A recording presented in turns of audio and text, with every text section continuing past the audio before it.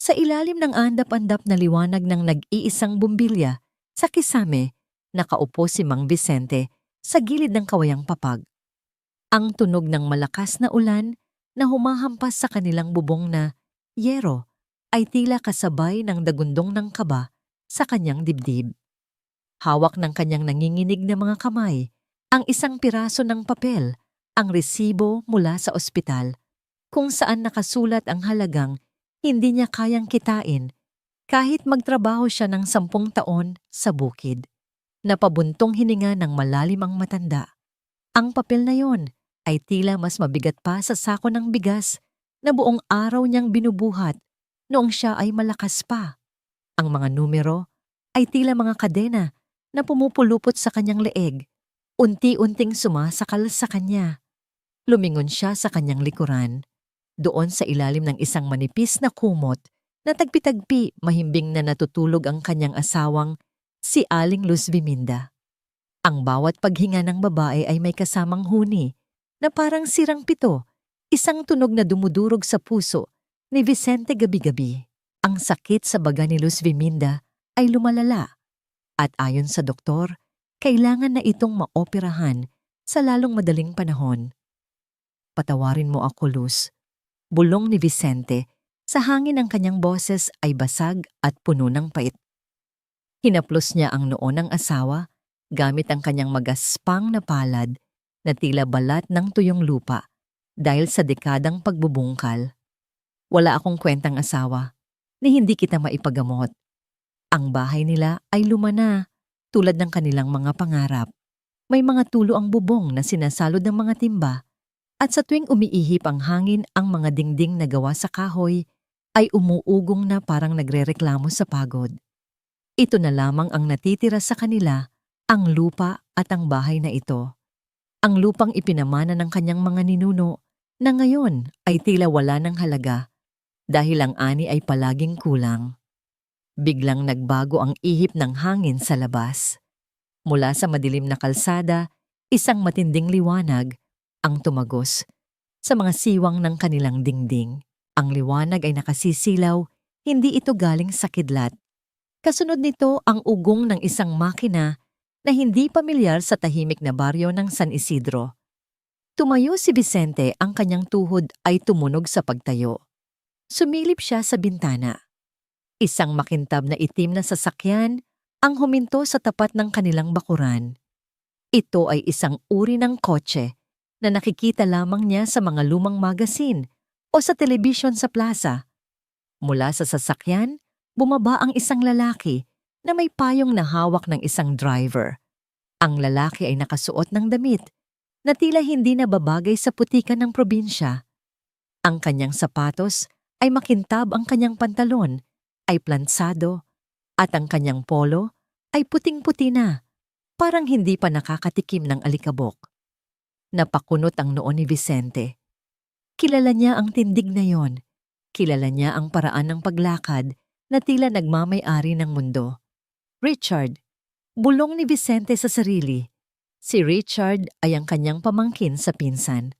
Ang batang ito ay lumaki sa Maynila at matagal nang hindi umuuwi. Ang huling balita niya ay naging matagumpay na negosyante daw ito. Ilang sandali pa narinig ni Vicente ang malalakas na katok sa pintuan. Hindi ito katok ng isang bisita na gumagalang. Ito ay katok ng isang taong nagmamadali at ayaw maghintay. Binuksan ni Vicente ang pinto. Ang malamig na hangin at ambon ay pumasok sa loob, kasabay ng amoy ng mamahaling pabango ni Richard na humalo sa amoy ng lumang kahoy at gamot. Tito Vicente. Bati ni Richard na may malawak na ngiti.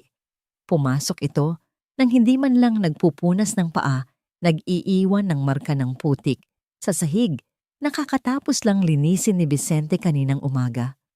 Mabuti at gising pa kayo. Napakahirap man hanapin ang lugar na ito. Akala ko naligaw na ako sa gubat. Tiningnan ni Vicente ang pamangkin. Ang mukha nito ay makinis, walang bahid ng hirap. Richard, anong ginagawa mo rito ng ganitong oras?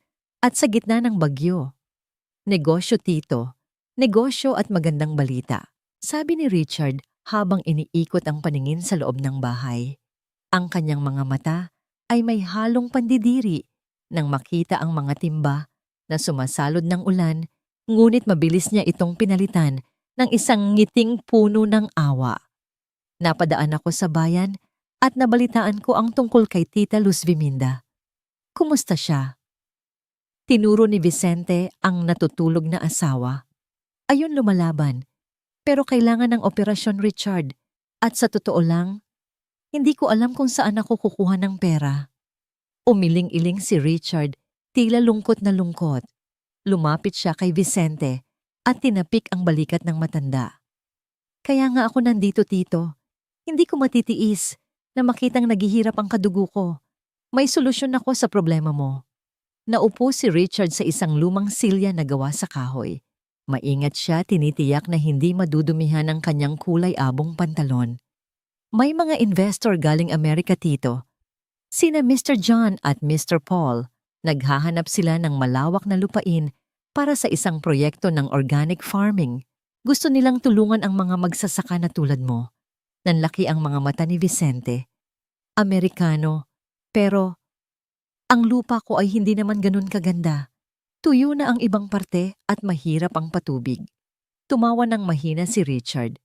Iyon na nga ang punto, Tito. Ang mga Amerikanong ito may teknolohiya sila.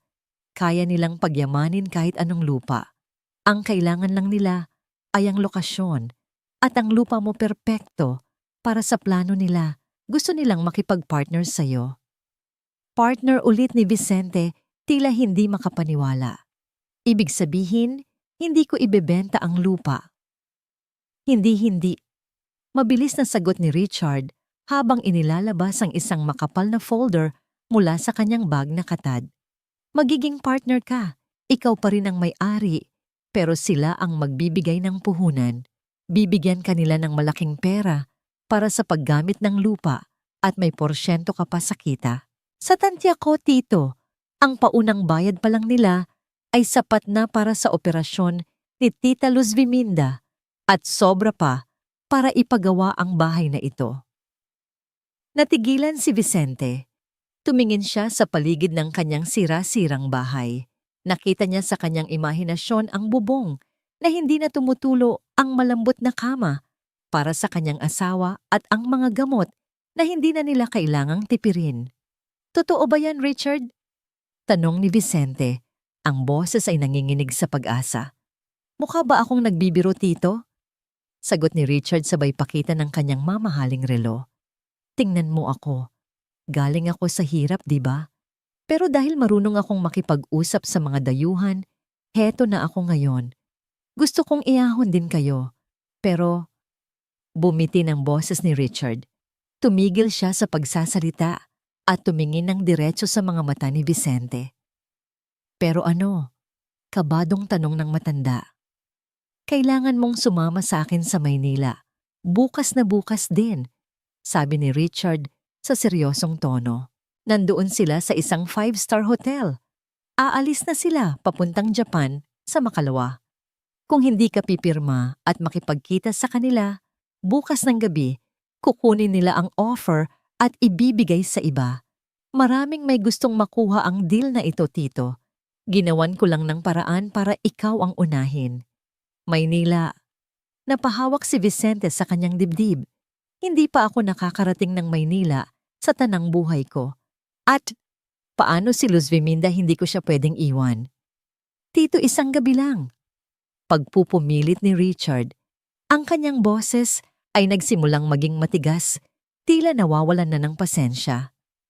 Isang gabi lang para sa kinabukasan nyo. Kukuha ako ng magbabantay kay tita. Magpapadala ako ng nurse galing sa bayan. Sagot ko na. Muling umubo ng malakas si Luz Viminda. Ang tunog ay tuyo at masakit pakinggan. Gumalaw siya sa higaan, tila nahihirapan sa paghinga. Agad na lumapit si Vicente sa asawa at inayos ang kumot nito. Nakita niya ang pawis sa noon ng asawa kahit malamig ang panahon. Ramdam niya ang init ng lagnat sa balat nito. Tumayo si Richard at lumapit sa likuran ni Vicente. Bumulong ito parang isang ahas na nambibighani ng biktima. Tito, tingnan mo siya. Sa tingin mo ba tatagal pa siya kung wala kang gagawin? Ang pagkakataon ay hindi naghihintay. Kung tatanggihan mo ito dahil lang sa takot kang pumunta ng Maynila, parang pinabayaan mo na rin siyang mamatay. Ang mga salitang yon ay tumama kay Vicente na parang sampal. Masakit pero totoo. Wala siyang pera, wala siyang ibang matatakbuhan. Ang lupang ito lang ang meron siya. Humarap si Vicente kay Richard. Ang kanyang mga mata ay puno ng determinasyon na berkampur ng takot. Sigurado ka bang hindi nila aagawin ang lupa ko? Ngumiti si Richard, isang nangiting hindi umabot sa kanyang mga mata. Tito, pamangkin mo ako. Kadugo. Ako ang magiging tulay mo sa kanila. Ako ang magta-translate para sa'yo dahil Ingles ang salita nila. Poprotektahan kita. Tiwala lang. Inabot ni Richard ang isang piraso ng papel at isang mamahaling ballpen na kulay ginto. Pirmahan mo ito. Ito ay kasunduan lang na pumapayag kang sumama sa akin at makipag-usap sa kanila.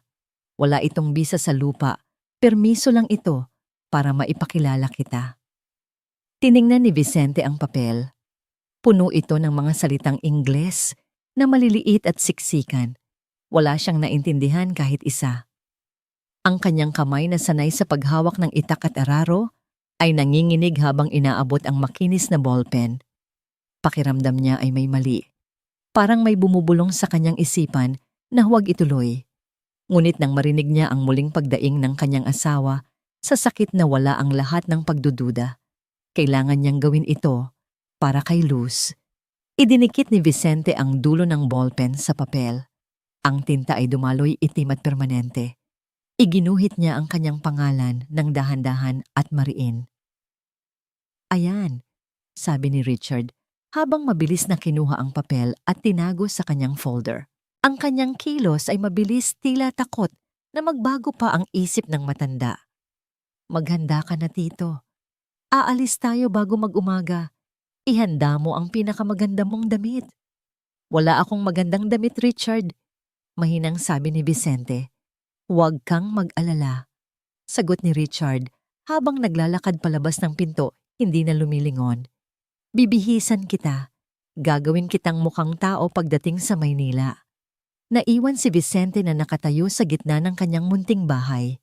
Ang tunog ng sasakyan ni Richard ay papalayo na, ngunit ang bigat sa dibdib ni Vicente ay hindi nawala. Tiningnan niya ang kanyang mga kamay na puno ng kalyo, mga kamay na nagpalaki ng anak at nagbungkal ng lupa. Bukas ang mga kamay na ito ay hahawak ng kapalaran na hindi niya naiintindihan. Lumapit siya muli kay Luz Viminda at hinalikan ito sa noo. Magpagaling ka, mahal ko. Bulong niya habang tumutulo ang luha mula sa kanyang mga mata. Babalik ako. At pagbalik ko hindi ka na muling iiyak sa sakit. Pangako iyan. Sa labas ang ulan ay patuloy sa pagbuhos, tila nagbabadya ng isang mas malaking bagyo na paparating sa buhay ni Vicente. Isang bagyo na hindi gawa ng kalikasan, kundi gawa ng kasakiman ng tao. Hindi pa sumisikat ang araw nang umalis sila sa San Isidro, ngunit para kay Vicente, ang dilim ay tila mas makapal kaysa sa karaniwan. Nakaupo siya sa passenger seat ng magarang sasakyan ni Richard. Ang lamig ng aircon ay tumatagos sa kanyang manipis na polo shirt, isang matinding kaibahan sa mainit at maalinsangang hangin na nakasanayan niya sa bukid. Sinubukan ni Vicente na ayusin ang kanyang pagkakaupo. Ang upuan ay gawa sa malambot na katad na amoy, bago at pakiramdam niya ay lulubog siya sa sobrang lambot nito. Inilagay niya ang kanyang mga kamay sa kanyang hita upang hindi madumihan ang dashboard, ngunit ang kanyang mga mata ay hindi mapigilang maglibot sa dami ng mga ilaw at pindutan sa loob ng sasakyan. Huwag mong galawin yan, Tito, biglang sabi ni Richard. Ang boses nito ay matalimbasag ang katahimikan. Napabawi ng kamay si Vicente nang akmang hahawakan niya ang radyo. Pasensya na, Richard. Gusto ko lang sanang hinaan ng lamig. Naninigas na kasi ang mga buto ko. Hindi tumingin si Richard sa kanya. Nakatutok ang mga mata nito sa daan habang mabilis na pinatatakbo ang sasakyan. Automatic ang climate control niyan, Tito. Masisira ang settings kung pipindutin mo kung saan-saan. Magtiis ka na lang muna, sandali na lang naman tayo. Sandali. Iyon ang sabi ni Richard. Ngunit ang biyahe ay inabot ng 5 oras. 5 oras ng katahimikan kung saan ang tanging naririnig lamang ay ang mahinang ugong ng makina at ang paminsan-minsang pagtunog ng telepono ni Richard. Sa tuwing may kausap ito, nagsasalita ito sa Ingles, mabilis at puno ng mga salitang negosyo na hindi maintindihan ni Vicente. Pakiramdam ng matanda sadya itong ginagawa ni Richard upang iparamdam sa kanya na hindi siya kabilang sa mundong yon. Nang marating nila ang hangganan ng Metro Manila, bumungad kay Vicente ang isang tanawin na nagpalula sa kanya. Ang mga gusali ay tila mga higanting bato na sumusundot sa langit. Ang usok mula sa libu-libong sasakyan ay bumuo ng isang kulay abong ulap na tumatakip sa araw. Ang ingay ng mga bus jeep at mga tao ay tila isang walang katapusang hiyawan. Dito tayo pupunta? Tanong ni Vicente habang nakadikit ang mukha sa bintana. Nakaramdam siya ng hilo sa dami ng gumagalaw sa paligid. Welcome to Manila, Tito. Sagot ni Richard na may halong pangungutya sa tono. Ito ang lugar kung saan umiikot ang pera, hindi tulad sa inyo na puro kalabaw at putik lang ang makikita. Pumasok ang sasakyan sa distrito ng Makati. Dito nagbago ang paligid. Ang mga kalsada ay malinis at malawak. Ang mga tao ay naglalakad ng mabilis na nakasuot ng mga formal na damit. Ang mga gusali ay gawa sa salamin na kumikinang sa ilalim ng tanghaling tapat. Huminto ang sasakyan sa tapat ng isang napakataas at napakagarbong hotel, ang The Grand Emerald Hotel. Ang entrada nito ay may malaking bubong na salamin at mga poste na gawa sa marmol. May mga nakatayong gwardya at empleyado na nakasuot ng unipormeng mas mahal pa yata sa bahay ni Vicente. Nandito na tayo, sabi ni Richard habang pinapatay ang makina. Makinig ka, Tito. Ang hotel na ito ay hindi basta-basta. Ang mga tao dito ay mga VIP. Huwag kang gagawa ng kahit anong ikakahiya ko maliwanag. Tumango si Vicente bagamat nakaramdam siya ng kaba. Oo naman, Richard, huwag kang mag-alala. Bumaba si Richard at agad na ibinigay ang susi sa valet driver. Umikot siya at binuksan ang trunk ng sasakyan. Samantala, binuksan ng isang nakaputing unipormeng lalaki ang pinto para kay Vicente. Good afternoon, sir. Bati ng empleyado. Magandang hapon din, sagot ni Vicente na nauutal. Dahan-dahan siyang bumaba. Ang kanyang suot ay isang kupas na polo na may mantsa ng kalawang sa laylayan at isang pantalon na maluwag sa baywang. Ngunit ang higit na kapansin-pansin ay ang kanyang sapatos, isang lumang rubber shoes na ginagamit niya sa bukid. Bagamat pinunasan niya ito bago umalis, may mga natuyong putik pa rin na nakasiksik sa mga ukit ng swelas nito. Sa kanyang pagtapak sa makintab na sahig ng hotel driveway, isang piraso ng tuyong putik ang natanggal mula sa kanyang sapatos at kumalat sa malinis na baldosa. Napahinto ang empleyado at tinignan ng dumi. Napatingin din ang ibang mga bisita na papasok sa hotel. Nakaramdam si Vicente ng init sa kanyang mukha. Yumuko siya agad para pulutin ang dumi gamit ang kanyang kamay. Naku, pasensya na po, sabi ni Vicente. Tito, sigaw ni Richard. Mabilis na lumapit si Richard, hinablot ang braso ni Vicente at pilit itong pinatayo. Ang mukha ni Richard ay namumula hindi sa init, kundi sa matinding hiya at galit. Anong ginagawa mo? Bulong ni Richard na may diin ang kanyang mga ngipin ay nagngangalit. Huwag kang yumuko dyan na parang pulubi. Pinagtitinginan tayo ng mga May nalaglag na putik, Richard. Nakakaya naman sa kanilang katwiran ni Vicente habang pinapagpag ang kanyang kamay sa pants. Hayaan mo ang janitor na maglinis niyan. Trabaho nila yan. Bulyaw ni Richard nang mahina para hindi marinig ng iba, pero sapat para manliit si Vicente. Humarap si Richard sa mga empleyado ng hotel at nagbago agad ang kanyang anyo. Ngumiti siya ng matamis at nagsalita sa matatas na Ingles. "I'm so sorry about this. My uncle is from a very remote province. He doesn't know how civilized places work. Please excuse the mess." Tumangulang ang mga empleyado pero nakita ni Vicente ang mga mata nilang humuhusga. Tinitigan nila siya mula ulo hanggang paana para bang isa siyang ligaw na hayop na nakawala sa kulungan. Hinila ni Richard si Vicente papasok sa lobby. Ang lamig sa loob ay mas matindi kaysa sa sasakyan. Ang sahig ay gawa sa marmol na galing pa sa Italia at sa gitna ay may nakasabit na dambuhalang chandelier na gawa sa kristal. Ang bawat hakbang ni Vicente ay lumilikha ng tunog na squeak dahil sa goma ng kanyang sapatos, isang tunog na umaalingaw-ngaw sa tahimik at eleganteng lobby. "Dito ka lang," utos ni Richard, sabay tulak kay Vicente sa isang sulok malapit sa malaking haliging marmol. Malayo ito sa reception desk at sa mga magagarang sofa kung saan nakaupo ang mga mayayamang bisita. "Huwag kang uupo sa sofa. Madudumihan ang tela. Maghintay ka dito habang nagche-check-in ako." "Sige Richard, dito lang ako." Sagot ni Vicente hawak nang mahigpit ang kanyang maliit na bag na gawa sa sako ng harina na tinahi ng kanyang asawa.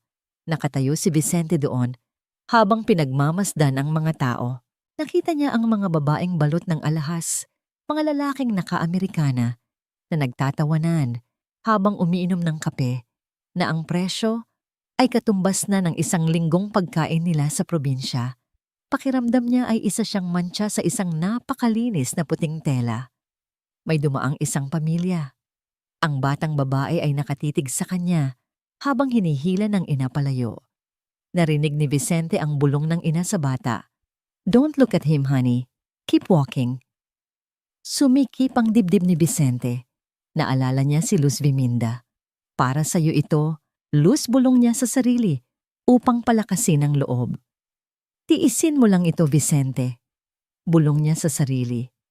Para kay Luz Viminda, para sa operasyon niya. Lumipas ang ilang minuto ngunit pakiramdam ni Vicente ay ilang oras na siyang nakatayo. Nangangawit na ang kanyang mga binti na sanay sa paglalakad sa lupa, ngunit hindi sa pagtayo ng matagal sa matigas na marmol. Dahan-dahan siyang sumandal sa malamig na pader upang ipahinga ang kanyang likod. Ibinaba niya ang kanyang bag na gawa sa sako sa sahig sa tabi ng kanyang paanan. Isang matangkad na gwardya na nakaunipormeng asul ang lumapit sa kanya.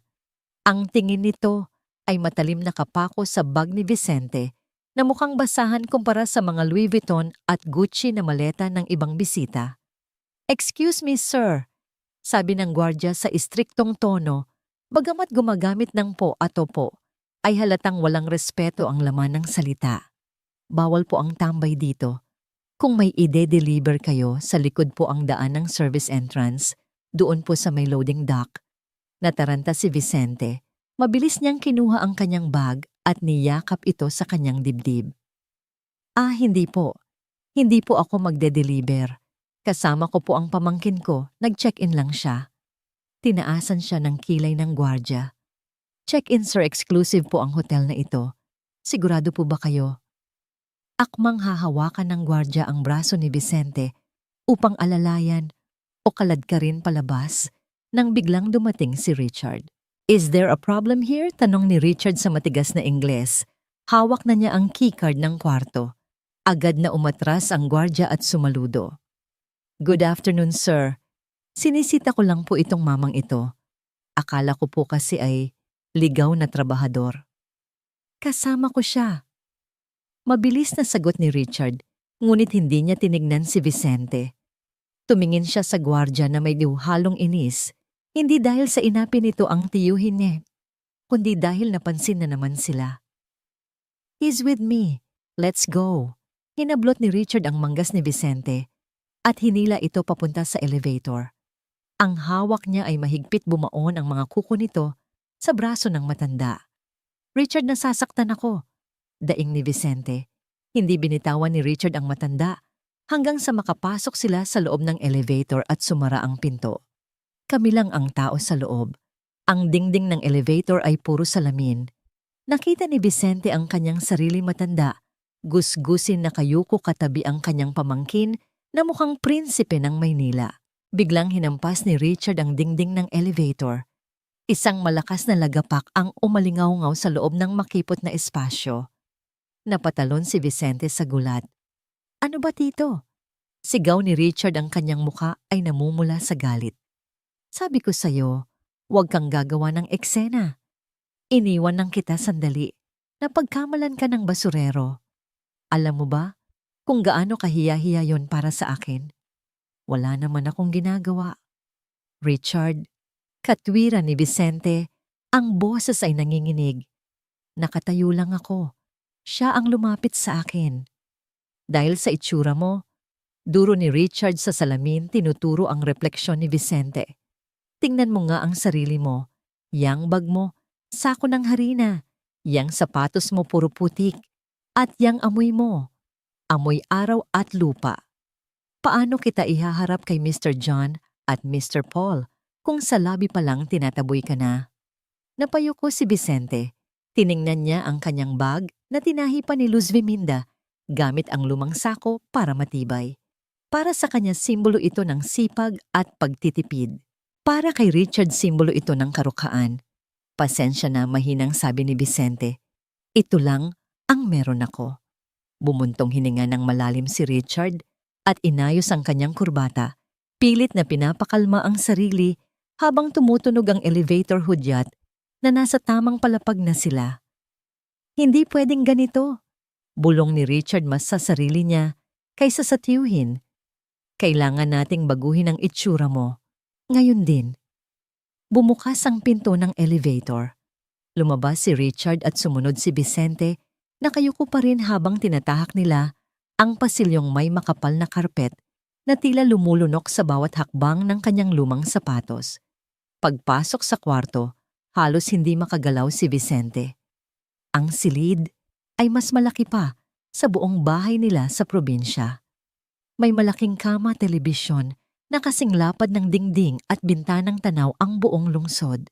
Pero sa kabila ng ganda pakiramdam ni Vicente, ay nasa loob siya ng isang kulungan na ginto. Tinapon ni Richard ang kanyang bag sa kama at humarap kay Vicente. Iwan mo yung bag mo dito. Maligo ka. Gamitin mo yung sabon diyan, kuskusin mo ang balat mo hanggang mawala ang amoy probinsya. Utos ni Richard na parang general sa kanyang sundalo. Pagkatapos sa alis tayo. Bibili tayo ng isusuot mo. Ayokong makita kang suot yan mamayang gabi. May pera ba tayo para dyan, Richard? Nag-aalalang tanong ni Vicente. Ang konting ipon ko ay para sana sa gamot ni Luz. Ako ang bahala, sagot ni Richard bagamat may halong inis. Charge to experience na lang, basta sundin mo ang sinasabi ko. Tandaan mo, tito, ang kontrata ang mahalaga. Kapag nakuha natin ang pirma ng mga Amerikano, kahit bilhin mo pa ang buong mall na ito, kaya mo. Pumasok si Vicente sa banyo. Napakalinis nito, kulay puti at ginto. Tiningnan niya ang kanyang mukha sa salamin, ang mga kulubot, ang sunog na balat, ang mga mata na pagod. Kaya mo to, Vicente. Bulong niya muli sa sarili habang binubuksan ng gripo. Ang tubig ay mainit, masarap sa pakiramdam, ngunit hindi nito nahugasan ang bigat na nararamdaman niya sa kanyang puso. Ang Maynila ay hindi paraiso. Ito ay isang entablado at siya ay pilit na pinag-aaral ng isang papel na hindi naman para sa kanya. Ang mall na pinuntahan nila ay konektado sa hotel, ngunit para kay Vicente, tila ito ay ibang planeta. Ang hangin ay amoy pera at kape. Ang sahig ay mas makintab pa sa salamin at ang mga ilaw ay nakakahilo sa dami. Habang naglalakad, pilit na iniipit ni Vicente ang kanyang mga braso sa kanyang tagiliran, takot na may mabigong mamahaling gamit o may mabanggang taong mukhang mas mahal pa ang suot kaysa sa buhay niya. Nauuna maglakad si Richard. Mabilis ang kanyang mga hakbang, tila ayaw niyang makita ng sino man na kasama niya ang matandang probinsyano na nakasunod sa kanya. Nilampasan ni Richard ang mga tindahan na may mga pangalang Italiano at Pranses.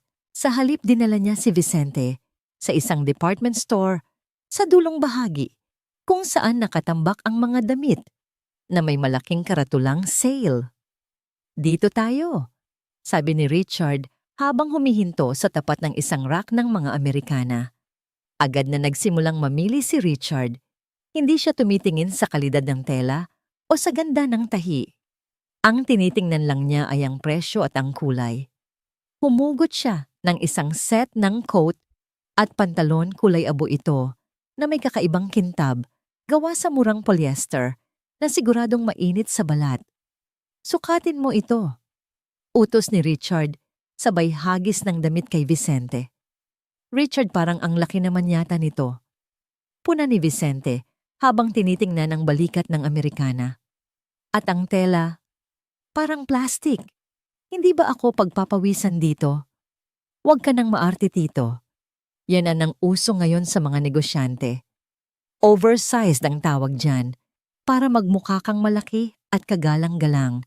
Sige na, pumasok ka sa fitting room." Walang nagawa si Vicente kundi sumunod. Sa loob ng masikip na fitting room, nahirapan siyang isuot ang pantalon. Masyado itong mahaba para sa kanya, kaya't kinailangan niyang itupi ang laylayan ng ilang beses paloob.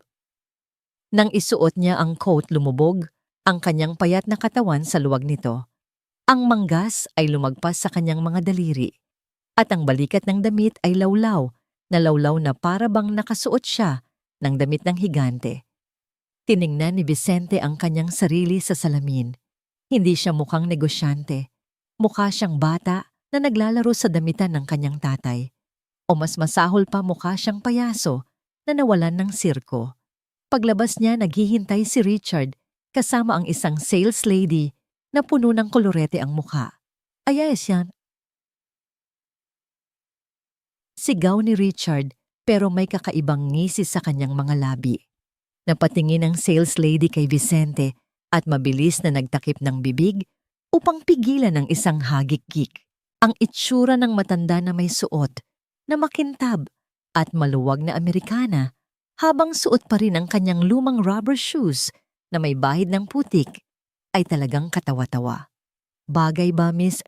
tanong ni Richard sa babae sa wikang Ingles. Ang kanyang boses ay puno ng pang-aasar. "He looks like a scarecrow dressed for a wedding, doesn't he?" Mukha siyang panakot sa bukid na nagbihis para sa kasal. Hindi ba tumawa ang sales lady, isang tawa na matinis at mapanghamak? "Yes, sir. Very unique." Napakunot noo si Vicente. Hindi niya naintindihan ang sinabi ni Richard, pero naramdaman niya ang init ng pangungutya sa hangin. Ang tawa ng babae ay parang karayom na tumutusok sa kanyang dibdib. "Anong sabi mo, Richard?" tanong ni Vicente, habang pilit na inaayos ang kwelyo ng Amerikana na laging tumatabingi. Bakit siya tumatawa? Lumapit si Richard at inayos ang kurbata ni Vicente. Nang padabog, hinihigpitan ito nang bahagya na halos masakal ang matanda. "Sabi ko sa kanya, mukha kang Don." Pagsisinungaling ni Richard nang walang kurap. Tumatawa siya sa tuwa kasi hindi siya sanay makakita ng bigating tao na galing sa probinsya. "Hanga siya sa'yo, tito?" Tumingin si Vicente sa salamin. Gusto niyang maniwala kay Richard. Gusto niyang isipin na ang nakikita niyang refleksyon ay isang respetadong tao. Inisip niya si Luz Viminda. "Para sa'yo ito, mahal ko. Kahit magmukha akong tanga, basta gumaling ka lang." Pinilit ni Vicente na ngumiti sa salamin. Isang nangiting pilit, isang nangiting puno ng hiya. "Kung sabi mo, Richard, bibili na ba natin?" "Oo, ito ang susuotin mo mamaya," sabi ni Richard habang kinukuha ang wallet. "Huwag kang mag-alala, tito. Kapag nakita ka ng mga Amerikano, suot yan, siguradong mapapatingin sila sa'yo." Mapapatingin. Hindi sinabi ni Richard kung anong klaseng tingin. Matapos bayaran ang mumurahing damit, bumalik sila sa hotel. Habang nasa elevator, muling naging seryoso ang mukha ni Richard. Nawala ang mapaglarong ngiti kanina at napalitan ng isang malamig at nakakatakot na ekspresyon. Humarap siya kay Vicente at nagsalita ng mahina, ngunit may diin. Ang bawat salita ay parang banta. Makinig kang mabuti, Tito Vicente. Ito ang pinakaimportanteng bilin ko sa'yo. Tumigil si Vicente sa pag-aayos ng kanyang manggas at tumingin sa pamangkin. Ano yon? Pagdating natin sa restaurant mamaya at kapag kaharap na natin sina Mr. John at Mr. Paul? Humakbang palapit si Richard hanggang sa halos magdikit ang kanilang mga mukha. Huwag na huwag kang magsasalita. Pero paano ako makikipag-usap? Ako ang bibig mo. Madiing sabi ni Richard. Ako ang magsasalin ng lahat. Kapag tinanong ka, titingin ka sa akin. Kapag nagsalita sila, titingin ka sa akin. Ngumiti ka lang. Tumango. Pero huwag kang maglalabas ng kahit isang salita, Ingles man o Tagalog, maliban na lang kung sasabihin ko. Naiintindihan mo. Bakit naman, Richard, gusto ko sanang pasalamatan sila ng personal? Dahil mapapahiya lang tayo. Putol ni Richard. Ang pangit ng boses mo, Tito. Ang punto mo masyadong probinsyano. Kapag narinig nila, yan baka magbago ang isip nila at hindi na ituloy ang deal. Gusto mo bang mangyari yon? Gusto mo bang mamatay si Tita Luz dahil sa daldal mo? Nanlaki ang mga mata ni Vicente. Ang pagbanggit sa kamatayan ng asawa ay nagpatahimik sa kanya. Hindi. Ayoko, Richard. Pues gawin mo ang sinasabi ko. Maging pipi ka ngayong gabi. Maging estatwa ka na nakasuot ng Amerikana. Hayaan mong ako ang magmaneho ng negosyong ito. Bumukas ang pinto ng elevator. Naunang lumabas si Richard, ang kanyang likod ay tuwid at puno ng kumpiyansa. Naiwan si Vicente sa loob ng ilang segundo, nakaramdam ng bigat sa kanyang bagong bihis na katawan. Ang suot niyang Amerikana ay tila lalong bumigat. Parang hindi na ito damit, kundi isang kadena na nakapulupot sa buong katawan niya. Huminga ng malalim si Vicente at humakbang palabas. Ang payaso ay handa na para sa palabas, ngunit hindi niya alam na siya pala ang magiging pangunahing katatawanan sa isang trahedyang inihanda ng sarili niyang kadugo. Hingal na hingal si Nia nang itulak niya ang mabigat na pinto sa likod ng Casa de Oro. Ang pawis ay tumutulo mula sa kanyang noo pababa, sa kanyang leeg, na sumisip-sip sa kanyang puting uniforme. Tumingin siya sa malaking digital na orasan na nakasabit sa dingding ng kusina. Ang mga pulang numero ay tila mga matang nanlilisik 4:00 at 2 minuto ng hapon. 2 minuto. 2 minuto lang siyang huli. Diyos ko, sana wala pa siyang bulong ni Nia habang mabilis na tinatanggal ang kanyang backpack at isinisiksik ito sa kanyang maliit na locker. Ang kusina ng restaurant ay abala na. Ang mga kawali ay umuugong sa ilalim ng malakas na apoy. Ang mga kutsilyo ay mabilis na humihiwa ng mga gulay at ang amoy ng bawang at rosemary ay humahalo sa mainit na hangin. Ngunit sa kabila ng ingay, isang nakakabinging katahimikan ang bumalot sa silid nang pumasok ang isang lalaki mula sa opisina. Si Douglas, ang manager ng Casa de Oro, ay nakatayo sa gitna ng pasilyo. Ang kanyang mga kamay ay nakapamewang. Ang kanyang buhok ay sobrang kintab sa dami ng gel at ang kanyang itim na suit ay walang kahit isang gusot. Tumingin siya kay Nia at isang ngiting puno ng lason ang gumuhit sa kanyang mga labi. Well, panimula ni Douglas. Ang boses ay mababa, ngunit umaalingaw-ngaw sa buong kusina. Tingnan mo nga naman kung sino ang nagpasya na pumasok sa trabaho ngayong araw. Ang ating prinsesa. Natigil ang lahat ng staff sa kanilang ginagawa. Ang mga cook, dishwasher at ibang waiter ay yumuko, ayaw madamay sa paparating na bagyo. Lumapit si Nia, ang kanyang mga kamay ay nanginginig ng bahagya habang inaayos ang kanyang apron. Sir Douglas, pasensya na po. Nasiraan po kasi ang jeep na sinasakyan ko sa may EDSA. Kinailangan ko pong tumakbo ng 3 kanto. para lang, "Tumigil ka." Putol ni Douglas. Tinaas niya ang kanyang kamay, tila nandidiri sa paliwanag ni Nia. "Wala akong pakialam kung nasiraan ang jeep, kung bumagyo o kung gumuho ang mundo. Sa restaurant na ito ang oras ay ginto. Ang 4:00 ng hapon ay 4:00 ng hapon, hindi 4:02. Lumapit si Douglas kay Nia hanggang sa maamoy na ng dalaga ang matapang na kolone nito na humahalo sa amoy ng sigarilyo. "Alam mo ba kung gaano karaming aplikante ang naghihintay sa labas para sa trabaho mo?" Bulong ni Douglas. Ang kanyang mukha ay ilang pulgada lang ang layo kay Nia. Mga taong mas bata, mas maganda, at mas marunong tumingin sa orasan kaysa sayo. Ikaw na nga lang itong galing sa hirap. Ikaw pa ang may ganang maging iresponsable. Napalunok si Nia. Ang salitang hirap ay tumusok sa kanyang puso. Kailangan niya ang trabahong ito. Ang kapatid niyang si Kian ay nasa kolehiyo at sa susunod na linggo na ang deadline ng tuition fee. Kung mawawalan siya ng trabaho ngayon, titigil sa pag-aaral ang kapatid niya. "Hindi na po mauulit, sir. Pangako po." Sagot ni Nia na kayuko ang ulo bilang tanda ng pagpapakumbaba. "Talagang hindi na mauulit," sabi ni Douglas. Naglakad si Douglas papunta sa isang mesa kung saan nakatumpok ang mga gamit na panlinis. Kinuha niya ang isang basahan, isang marumi-basa, at amoy alak na trapo na ginamit sa pagpunas ng mga natapong sarsa sa sahig. Humarap siya muli kay Nia. Ang mga mata ni Douglas ay nagniningning sa tuwa ng isang taong may kapangyarihan. "Saluhin mo," sabi ni Douglas. Bago pa man makakilos si Nia, hinagis ni Douglas ang basang-basahan ng buong lakas. Tumama ito sa mukha ni Nia. Isang malamig at malagkit na pakiramdam ang kumalat sa kanyang pisngi. Ang amoy ng panis na alak at mantika ay pumasok sa kanyang ilong. Ang tunog ng basahan na humampas sa kanyang balat ay parang isang sampal na umalingaw-ngaw sa buong kusina. Nahulog ang basahan sa sahig na may kasamang mabigat na lagapak. Nanatiling nakatayo si Nia.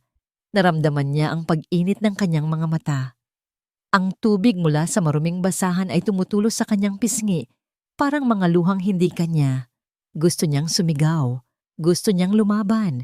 Gusto niyang ibato pabalik ang basahan sa mukha ng mapagmataas na manager na ito. Ngunit naisip niya si Kian. Naisip niya ang pangarap ng kanyang kapatid na maging engineer.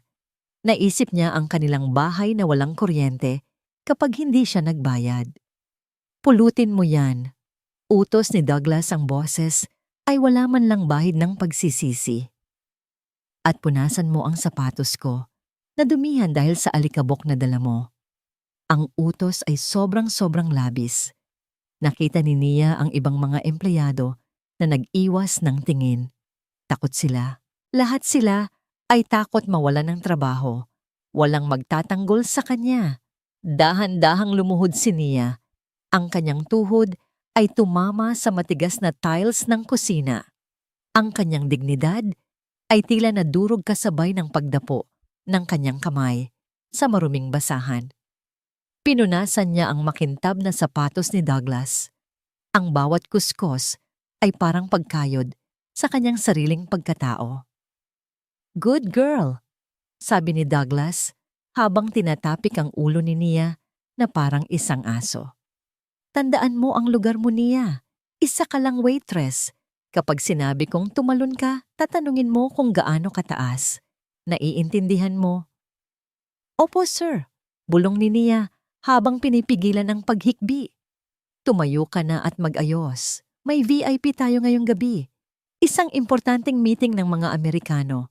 Ayokong makita ang pagmumukha mong mukhang basahan sa harap nila," sabi ni Douglas.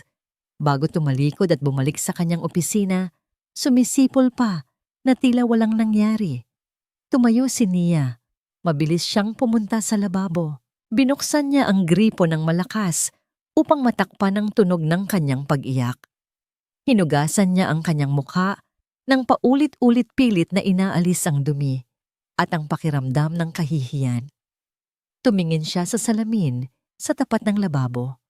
Ang kanyang mga mata ay mapula, Ngunit unti-unti pinalitan niya ang ekspresyon ng sakit ng isang ekspresyon ng determinasyon.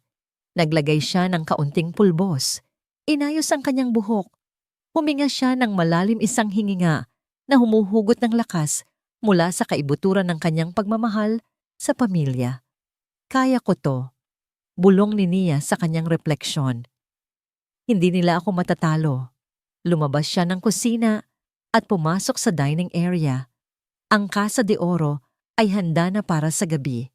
Ang mga ilaw ay dim, ang musika ay classical at ang mga mesa ay nakasetup ng perpekto. Sa di kalayuan nakita niya ang pagpasok ng dalawang lalaki. Ang isa ay matanda na nakasuot ng maluwag na Amerikana na mukhang katawa-tawa at ang isa ay mas bata na mukhang disente, ngunit may matatalim na mata. Hindi alam ni Nia na ang pagdating ng matandang iyon, si Vicente ang magiging susi sa pagbabago ng kanyang buhay at maging ng buhay nito. Ang dalawang api sa magkaibang paraan ay pinagtagpo ng tadhana sa gabing iyon. Ang Casa de Oro ay hindi lamang isang simpleng restaurant. Ito ay isang dambana ng kayamanan. Ang mga dingding ay nababalutan ng velvet na kulay ginto at ang kisame ay pinalamutian ng mga mural na tila galing sa mga palasyo ng Europa. Sa gitna may isang pianista na tumutugtog ng malungkot, ngunit eleganteng musika. Ang bawat nota ay lumulutang sa hangin na amoy mamahaling alak at nilutong steak. Pumasok si Richard ng may taas noo habang si Vicente ay nakasunod sa kanya na tila isang anino na nahihihiyang magpakita sa liwanag. Ang suot niyang maluwag na Amerikana ay lalong nagmukhang katawa-tawa sa ilalim ng maliwanag na chandelier. Ang bawat hakbang ni Vicente ay mabigat. Pakiramdam niya ay hinihila siya ng lupa pabalik, habang ang kapaligiran ay pilit siyang tinutulak palabas. Isang hostess na may ngiting nakadikit sa mukha ang sumalubong sa kanila. Tiningnan ng babae si Richard nang may paghanga, ngunit nang dumako ang tingin nito kay Vicente, saglit na nawala ang nangiti at napalitan ng pagtataka. "Table for 4, under the name of Mr. Richard Valdez," sabi ni Richard sa matigas na Ingles. "This way, sir," sagot ng hostess. Dinala sila sa pinakamagandang pwesto sa restaurant, isang bilog na mesa, malapit sa malaking bintana na tanawang hardin. Ang mesa ay nakasetup na, parang para sa isang hari. May 3 uri ng baso, 4 na klase ng tinidor, at mga plato na puting-puti na may gintong gilid. Umupo si Vicente ng dahan-dahan. Ang upuan ay gawa sa mahogany at may makapal na kutsyon. Sa sobrang lambot nito, pakiramdam niya ay lulubog siya at hindi na makakatayo. "Richard," bulong ni Vicente habang nakatingin sa dami ng kubyertos. "Bakit ang daming tinidor, alin dito ang gagamitin ko?" Hindi sumagot si Richard. Sa halip kinuha nito ang menu at nagkunwaring nagbabasa habang ang kanyang paa sa ilalim ng mesa ay pasimpleng tinapakan ng sapatos ni Vicente ng mariin. "Are," napabulong si Vicente. "Tumahimik ka," madiing bulong ni Richard nang hindi inaalis ang tingin sa menu. Ang boses nito ay parang yelo. "Huwag mong ipahalatang ignorante ka. Gayahin mo lang ang gagawin ko mamaya. At huwag na huwag mong gagalawin ang mga kubyertos hanggat hindi pa dumarating ang mga bisita." Nanahimik si Vicente. Ipinatong niya ang kanyang mga kamay sa kanyang hita upang pigilan ang panginginig nito. Uhaw na si siya. Ang lalamunan niya ay tuyo dahil sa kaba at pagod. Nakita niya ang isang basong may lamang tubig at yelo sa harap niya. Ang tubig ay mukhang napakasarap, napakalamig. Tumingin siya kay Richard. Abala ito sa pag-text sa kanyang cellphone. Isang lagok lang isip ni Vicente. Hindi naman siguro masama uminom ng tubig. Dahan-dahang inabot ni Vicente ang baso. Ang kanyang kamay na sanay sa paghawak ng mabibigat na gamit sa bukid ay naging torpe sa harap ng mga pinong kristal. Dahil sa luwag ng manggas ng kanyang Amerikana, sumabit ang dulo nito sa hawakan ng isang pilak na tinidor. Sa isang iglap nangyari ang kinatatakutan niya. Hinila ng manggas ang tinidor. Tumama ito sa gilid ng porselanang plato bago nahulog sa sahig na gawa sa marmol. Ang tunog ay matinis at masakit sa tenga. Isang malakas na kling ang bumasag sa mahinang musika ng piano at bulungan ng mga tao. Katahimikan. Lahat ng ulo sa restaurant ay lumingon sa kanilang mesa. Ang mga mayayamang kumakain ay tumigil sa pagsubo. Ang pianista ay saglit na napahinto. Nanigas si Vicente. Ang kanyang mukha ay namula sa tindi ng hiya. Gusto niyang maglaho na parang bula. Akmang yuyuko siya para pulutin ang tinidor nang maramdaman niya ang isang matinding sakit sa kanyang binti. Sa ilalim ng mesa sinipa siya ni Richard ng buong lakas. Ang dulo ng matigas na sapatos ni Richard ay tumama sa kanyang buto sa binti. Napapikit si Vicente sa sakit na pahawak sa gilid ng mesa upang hindi mapasigaw. Ang sakit ay gumapang mula sa kanyang binti paakyat sa kanyang buong katawan, ngunit mas masakit ang tingin na ibinigay sa kanya ni Richard. Ang mga mata ni Richard ay nanlilisik parang gustong patayin ang matanda doon mismo. "Anong sinabi ko sa'yo?" Bulong ni Richard, ang boses ay nanginginig sa galit. "Huwag kang gagalaw. Pinapahiya mo ako." Sa gilid ng kanyang paningin nakita ni Vicente ang isang babaeng nakauniporme na mabilis na lumapit. Si Nia. Nakita ni Nia ang nangyari. Nakita niya ang takot sa mata ng matanda. Nakita niya ang paggalaw ng balikat ni Richard nang sumipa ito sa ilalim ng mesa. Pamilyar na pamilyar sa kanya ang eksenang iyon. Iyon din ang takot na nararamdaman niya sa tuwing kaharap si Douglas. Lumuhod si Nia at mabilis na pinulot ang tinidor. "Paumanhin po, sir," sabi ni Nia nang mahina habang pinapalitan ang tinidor ng bago na galing sa kanyang dalang tray. "Akin po ang pagkakamali. Masyado ko pong nailagay sa gilid ang kubyertos." Alam ni Richard na nagsisinungaling ang waitress, pero tinanggap niya ang palusot upang maisalba ang kanyang imahe. "Mag-ingat ka sa susunod." Masungit na sabi ni Richard kay Nia bago muling bumaling kay Vicente nang may babala sa mga mata. Tumayo si Nia. Nagtama ang paningin nila ni Vicente. Sa loob ng isang saglit nagkaroon ng koneksyon ang 2 taong parehong api sa lugar na yon. Nakita ni Vicente ang awa sa mga mata ng dalaga. Gusto niyang magpasalamat pero natatakot na siyang bumuka ang bibig. Biglang tumayo si Richard at nagbago ang kanyang anyo. Mula sa pagiging demonyo naging isang anghel na puno ng karisma ang kanyang mukha.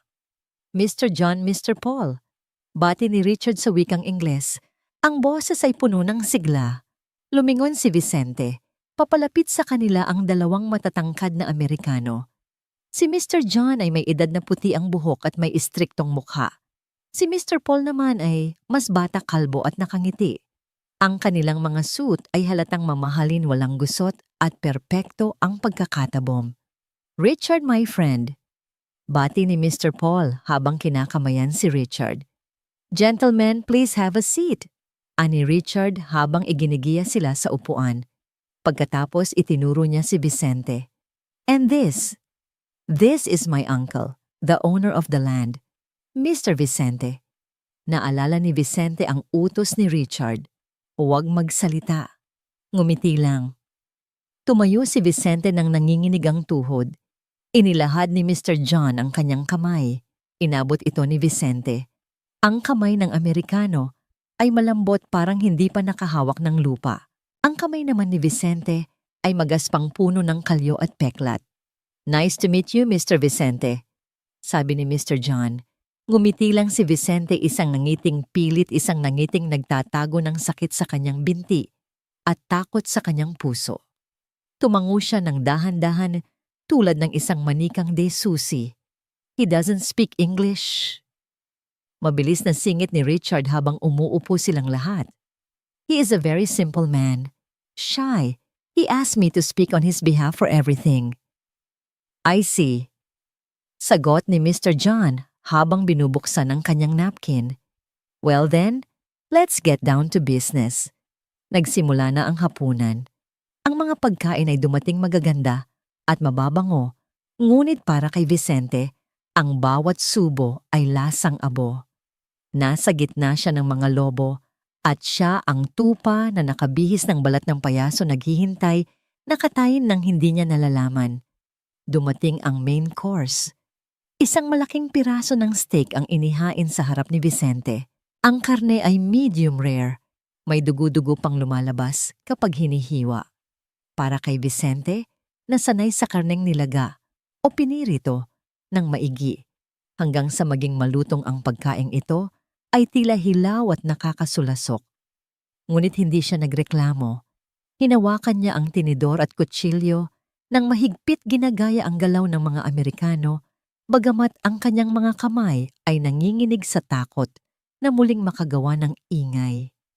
Nagsimula ang negosasyon o ang inaakala ni Vicente na negosasyon.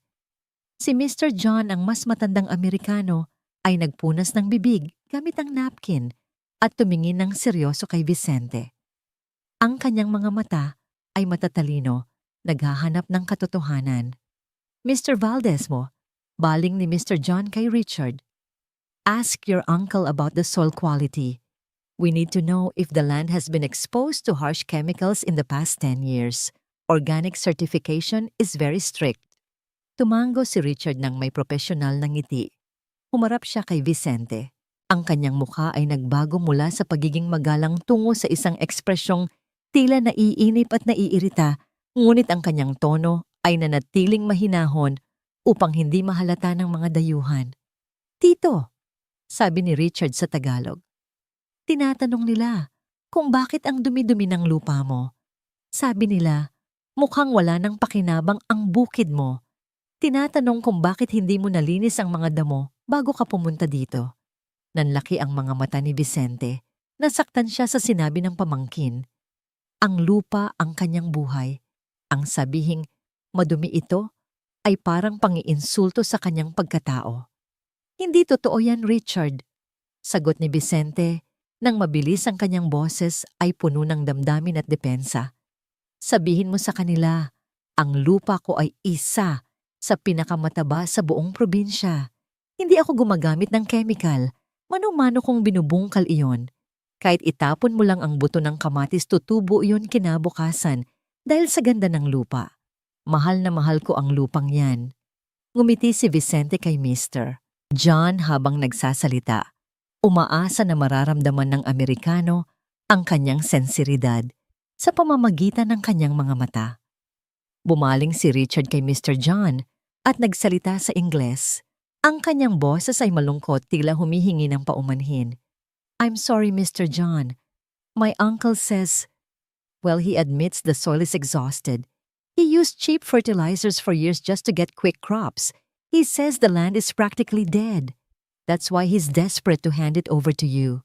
He doesn't want to deal with the rehabilitation anymore. Napakunot ang noo ni Mr. John. Tumingin siya kay Vicente na nakangiti pa rin.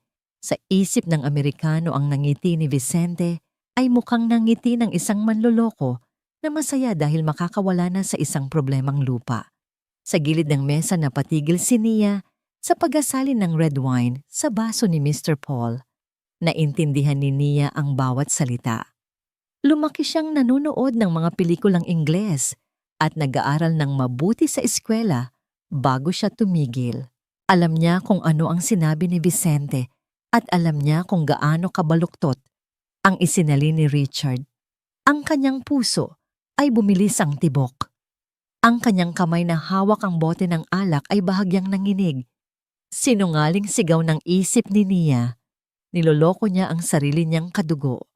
Tumingin si Nia kay Vicente. Nakita niya ang pag-asa sa mukha ng matanda. Nakita niya ang mga kamay nitong magaspang patunay ng isang marangal na trabaho. At ngayon, ang marangal na taong ito ay ipinipinta bilang isang tamad at irresponsableng magsasaka. Nagpatuloy ang dula-dulaan. I see, sabi ni Mr. Paul na mukhang nadismaya. Ask him why he wants the money immediately. Usually, we do staggered payments based on milestones. Muling humarap si Richard kay Vicente. Dito tinatanong nila kung magkano ba talaga ang kailangan mo para sa operasyon ni Tita Luz. Sabi nila, mukhang atat na atat ka sa pera. Napalunok si Vicente. Ang pagbanggit sa kanyang asawa ay nagpalambot sa kanyang puso. Richard, alam mo naman ang sitwasyon. Mangyak-ngiyak na sagot ni Vicente. Kailangan ko lang ng paunang bayad para maipasok ko na siya sa ospital bukas. Buhay ng asawa ko ang nakasalalay dito. Sabihin mo sa kanila, magtatrabaho ako ng doble para sa kanila. Kahit ako na ang maging katiwala ng farm basta tulungan lang nila si Luz. Tumango si Richard at muling humarap sa mga Amerikano. Gentlemen, it's embarrassing to admit but my uncle has debts. Gambling debts. Significant ones. The loan sharks are threatening his family. That's why he needs the full cash payout tonight. He doesn't care about working on the farm. He just wants the money to save his own skin and probably gamble the rest. Nagkatinginan sina Mr. John at Mr. Paul. Ang awa sa kanilang mga mata ay napalitan ng bahagyang pandidiri. Para sa kanila si Vicente ay isa na ngayong sugarol na ibinebenta ang pamana ng pamilya para sa bisyo. Tell him we will consider the buyout, but at a lower price since the soil is bad and he is a high-risk partner. Malamig na, sabi ni Mr. John. Humarap si Richard kay Vicente na nakangiti ng malawak. Tito, pumayag sila. Sabi nila, bilib na bilib sila sa sipag mo. Handa na silang ibigay ang pera. Ang kailangan na lang ay ang pirma mo sa kontrata. Lumiwanag ang mukha ni Vicente. Talaga Richard, salamat sa Diyos. Salamat. Muntik nang hawakan ni Vicente ang kamay ni Mr. John. Sa tuwa ngunit mabilis siyang sinipa ulit ni Richard sa ilalim ng mesa. Umupo ka lang. Bulong ni Richard. Si Nia na nakatayo sa likod ni Mr. Paul ay naramdaman ang pag-init ng kanyang buong katawan. Ang galit ay umaakyat sa kanyang lalamunan. Gusto niyang sumigaw. Gusto niyang sabihin, "Sir, he's lying. This old man loves his land. He needs money for his dying wife, not for gambling." Mahigpit ang hawak ni Nia sa bote ng alak. Ang kanyang mga kuko ay bumaon sa kanyang palad. Sa sandaling iyon, napatingin si Richard kay Nia. Napansin niya ang talim ng tingin ng waitress. Nakita ni Richard na hindi ito isang simpleng tingin ng empleyado. Ito ay tingin ng isang taong nakakaalam. Nagtaas ng kilay si Richard isang babala. Pagkatapos, tumingin siya sa di kalayuan sa may pinto ng kusina. Doon nakatayo si Douglas. Ang manager ay nakahalukip-kip, nakatingin kay Nia. Nang masama, hinihintay lang na gumawa ito ng kahit isang maliit na pagkakamali para tuluyan na siyang sibakin at kaladkarin palabas. Naalala ni Nia ang kanyang kapatid na si Kian. Naalala niya ang tuition fee. Naalala niya ang banta ni Douglas kanina. Tumahimik ka, Nia, utos niya sa sarili habang nangingilid ang luha sa kanyang mga mata. Wala kang magagawa. Waitress ka lang. Matatatalo ka lang. Pinilit ni Nia na ibuhos ang alak sa baso ni Vicente. Ang kanyang kamay ay nanginginig. Nakita niya ang mata ni Vicente, mata ng isang inosenteng tupa na nagpapasalamat sa berdugo nito. "Salamat, Ineng," bulong ni Vicente sa kanya ng mahina. Habang nilalagyan niya ng alak ang baso nito. "Napakabait ninyong lahat dito."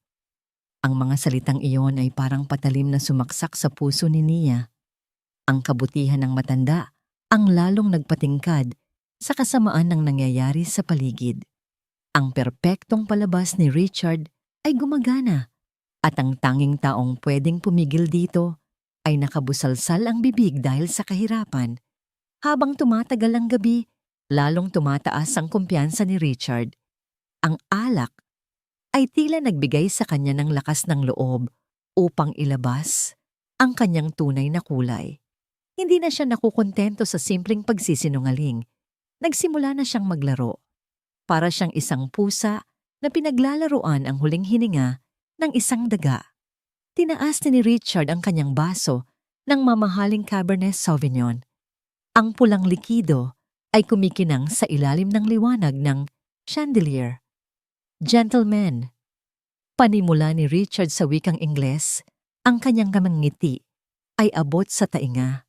"I would like to propose a toast." Lumingon siya kay Vicente at nagsalita sa Tagalog. Ang boses ay malambing na parang sa isang bata. Tito, itaas mo ang baso mo. Gusto ka nilang parangalan. Sinasabi nila na ikaw ang pinakamagaling na magsasaka na nakilala nila. Lumiwanag ang mukha ni Vicente.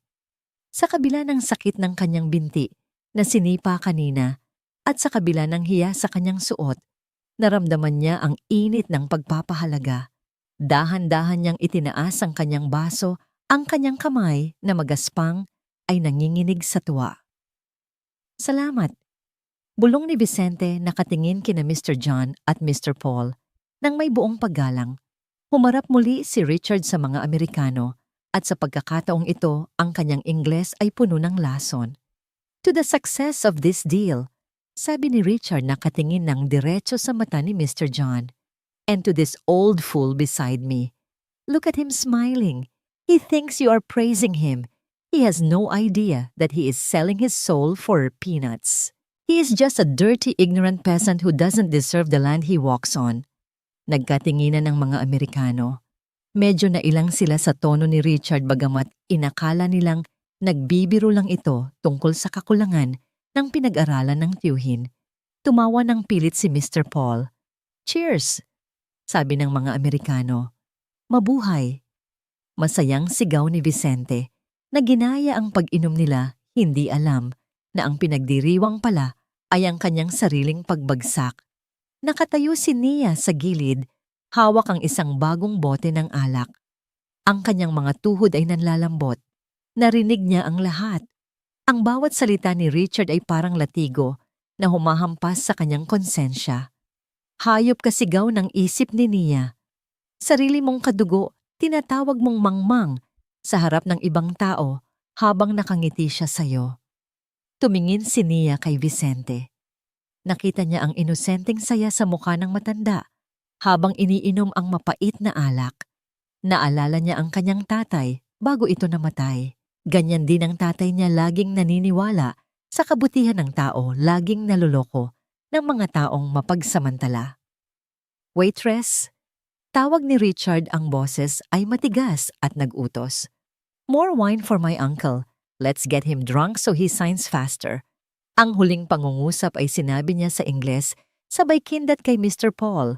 Lumapit si Nia. Ang kanyang dibdib ay sumisikip sa galit. Gusto niyang ibuhos ang alak sa pagmumukha ni Richard. Gusto niyang basagin ang bote sa ulo nito. Pero kailangan niya ang trabaho. Kailangan niya ang pera.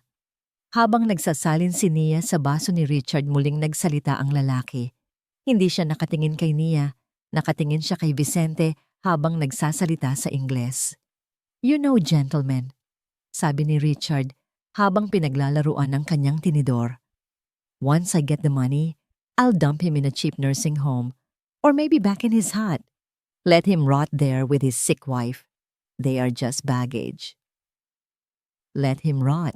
Hayaan siyang mabulok. Doon naputol ang pisi ni Nia. Ang kanyang kamay ay nanginig ng sobra dahil sa tindi ng emosyon. Ang leeg ng bote ay tumama ng bahagya sa gilid ng baso. Kling. At dahil sa gulat, napasobra ang buhos ni Nia. Ang pulang alak ay umapaw mula sa baso. Tumulo ito sa mesa, gumapang sa malinis na puting mantel at tumulo pababa, diretso sa mamahaling pantalon ni Richard. Ay! Napasigaw si Nia. Napabalikwas si Richard. Tiningnan niya ang mantsa ng alak sa kanyang hita. Ang kulay pula ay kumalat sa kanyang abong pantalon na parang dugo. What the hell? Sigaw ni Richard. Nawala ang kanyang pagiging disente. Tumayo siya at tinulak ang kamay ni Nia. Tanga ka ba? Tignan mo ang ginawa mo. Pasensya na po, sir. Hindi ko sinasadya. Nauutal na. Sabi ni Nia mabilis na kumuha ng napkin para punasan ng mesa. Ngunit bago pa man makadampi ang napkin, isang kamay ang humablot sa braso ni Nia. Isang mahigpit at masakit na hawak. Si Douglas. Ang manager ay biglang sumulpot na parang isang anino. Ang kanyang mukha ay hindi maipinta sa galit. Nakita ng mga Amerikano ang nangyari. Nakita nila ang gulo. Ito ang ayaw na ayaw ni Douglas, ang masira ang atmosphere ng kanyang perfect restaurant. Anong ginawa mo, Bobo? Bulong ni Douglas, pero ang diin ng bawat salita ay parang suntok. Hinablot ni Douglas ang bote ng alak mula sa kamay ni Nia at ibinagsak ito sa mesa ng padabog sapat para yumanig ang mga plato, ngunit hindi sapat para mabasag ito. Pagkatapos gamit ang isang kamay, hinawakan niya si Nia sa balikat at pilit itong inilayo kay Richard. Ang tulak ay malakas. Napauurong si Nia at natapilok ang kanyang paa. Muntik na siyang bumagsak sa sahig kung hindi siya napahawak sa sandalan ng upuan ni Vicente. "Hija," bulalas ni Vicente. Akmang tatayo ang matanda para tulungan si Nia. Ang kanyang mukha ay puno ng pag-aalala. "Ayos ka lang ba?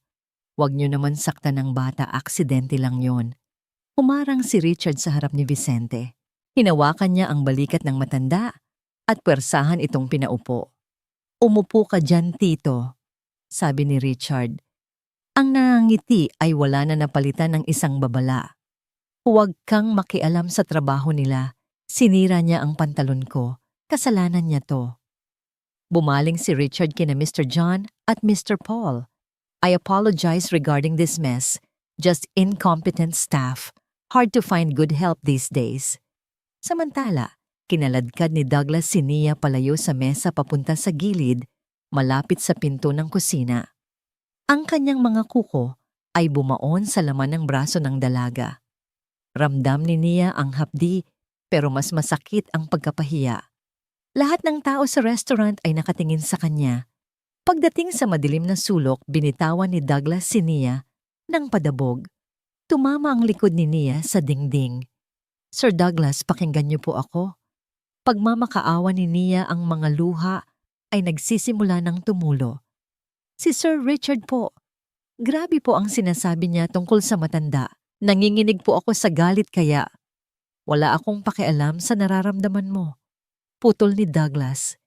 Inilapit niya ang kanyang mukha kay Nia. Ang kanyang hininga ay amoy tabako. "Ang trabaho mo ay magsilbi, hindi makinig sa usapan ng may usapan. Ang trabaho mo ay maging invisible." Dinuro ni Douglas ang mukha ni Nia. "Dahil sa katangahan mo, posibleng mawalan tayo ng VIP client. Pasalamat ka at nandito pa ang mga bisita. Kung hindi kakalad ka rin kita palabas ngayon din." Huminga ng malalim si Douglas, inaayos ang kanyang gusot na suit. "Pumasok ka sa kusina. Huwag kang lalabas hanggat hindi umaalis ang mga bisitang yan. Kapag nakita ko pa ang pagmumukha mo sa dining area, ngayong gabi, hindi lang kita tatanggalin. Sisiguraduhin kong wala ka nang mapapasukang trabaho sa buong Maynila. Naiintindihan mo?" "Opo, sir." Hikbi ni Nia. Layayas. Pumasok si Nia sa pinto ng kusina, ang kanyang puso ay durog-durog. Bago sumara ang pinto, sumilip siya sa huling pagkakataon. Nakita niya si Vicente, nakaupo ng tahimik na kayuko, habang si Richard ay tumatawa muli kasama ang mga Amerikano. Ang matanda ay nag-iisa na ngayon. Walang nakakaintindi, walang magtatanggol. Ang mga lobo ay handa ng kumain, at si Nia, ang tanging nakakaalam ng totoo, ay tinapon sa dilim. Sa loob ng kusina, ang ingay ng mga kaldero at ang sigawan ng mga kusinero ay tila naging manhid na tunog para kay Nia. Nakasandal siya sa gilid ng stainless steel na lababo, habang ang malamig na tubig mula sa gripo ay umaagos sa kanyang nanginginig na mga kamay. Gusto niyang maghugas ng mukha hindi para maglinis, kundi para magising mula sa bangungot na ito. "Tanga ka, Nia," bulong niya sa sarili habang tumutulo ang luha sa lababo. "Bakit ka pa nakialam? Ngayon, siguradong tatanggalin ka na ni Douglas mamaya. Paano na si Kian? Paano na ang kuryente?" Ang takot ay parang malamig na kamay na sumasakal sa kanya. Madaling pumikit. Madaling magbingi-bingihan. Ang kailangan lang niyang gawin ay manatili dito sa kusina, maghugas ng pinggan at hayaang nakawan ng ibang tao ang matandang yun. Hindi naman niya kamag-anak si Vicente. Hindi niya ito responsibilidad. Ngunit sa tuwing ipinipikit niya ang kanyang mga mata, nakikita niya ang mukha ng kanyang yumaong ama. Naalala niya noong bata pa siya, noong umiiyak ang tatay niya dahil niloko ito ng recruiter na nangakong dadalhin ito sa Saudi, pero tinakbo lang ang kanilang inutang na pera. Anak, sabi ng tatay niya noon, ang masama ay nagwawagi kapag ang mabuti ay walang ginagawa. Nagmulat ng mata si Nia. Pinatay niya ang gripo. Ang katahimikan sa pagitan ng ingay ng kusina ay nagbigay sa kanya ng kalinawan. Sumilip siya sa maliit na bintana ng swinging door. Mula sa kanyang pwesto, tanaw niya ang mesa ni na Richard. Nakita niyang inilalatag na ni Richard ang mga dokumento sa harap ni Vicente. Iniaabot na nito ang isang mamahaling fountain pen. Nakita ni Nia ang mukha ni Vicente. Ang matanda ay mukhang pagod na pagod lito pero pilit nang umingiti dahil sa tiwala sa kanyang pamangkin. Hawak na ni Vicente ang panulat. Ang dulo nito ay ilang pulgada na lang mula sa papel. Kapag pumirma ang matanda tapos na ang lahat, mawawalan siya ng lupa. Mawawalan siya ng pambayad sa ospital. Mamamatay ang asawa niya nang wala man lang kalaban-laban. Humigpit ang hawak ni Nia sa kanyang apron. Bahala na, bulong niya. Ang takot ay nandoon pa rin, pero mas matimbang na ngayon ang galit. Kumuha siya ng isang pitzel ng malamig na tubig. Ito ang kanyang tiket para makabalik sa mesa. Ito ang kanyang sandata. Huminga siya ng malalim at itinulak ang pinto ng kusina. Ang paglakad pabalik sa dining area ay parang paglakad sa ibabaw ng mga bubog. Nakita niya si Douglas sa kabilang dulo, abala sa pagkausap sa isang cashier. Hindi siya nito napansin. Ito na ang pagkakataon niya. Mabilis ang mga hakbang ni Nia, pero maingat. Ang kanyang puso ay kumakalabog sa kanyang dibdib na parang tambol ng digmaan. Habang papalapit siya sa mesa, narinig niya ang boses ni Richard. "Here, Tito," sabi ni Richard sa Tagalog, ang boses ay nagmamadali. "Pirmahan mo na to dito sa baba at saka dito sa likod. Bilisan mo, naghihintay sila.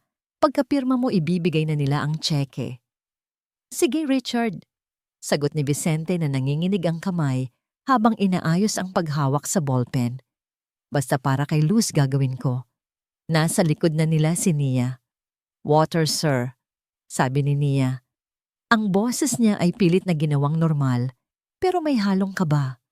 Napalingon si Richard. Nang makita niya kung sino ito, kumunot ang kanyang noo. Ang kanyang mga mata ay nanlisik. "Di ba sinabi kong umalis ka na?" Bulong ni Richard na may halong banta. "Iiwan ko lang po ito, sir. Masyado pong mainit ang panahon," sagot ni Nia, sabay lapag ng pitzel sa mesa. Sadya niyang inilagay ang pitzel sa pagitan ni Vicente at ng kontrata, kaya't napilitan si Vicente na iatras ang kanyang kamay. "Ano ba?"